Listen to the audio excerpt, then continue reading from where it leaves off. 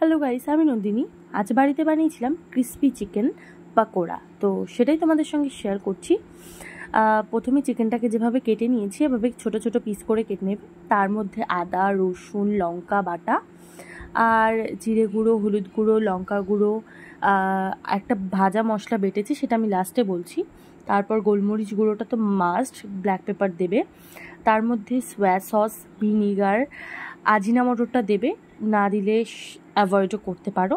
তারপর তার মধ্যে স্বাদ মতো লবণ দিয়ে দেবে, আর তারপর একটু লেবু দিয়ে দেবে, কর্নফ্লাওয়ার দেবে, বেসন দিলে একটু নরম হবে।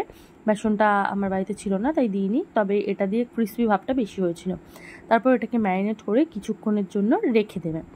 রাখার পর 1 ঘন্টা থেকে 1.5 ঘন্টা মতো রাখবে, বা তার থেকে কিছুটা কম রাখলেও অসুবিধা নেই। তারপর সাদা তেলের মধ্যে চিকেনটাকে ফ্রাই করে নেবে, আর এটাকে বেশ ভালো করে কড়কড়ে হয়ে ভেজে তুলবে। তারপর এটাকে তোলার পর আমি সার্ভ করেছি, দেখো কেমন লাগছে।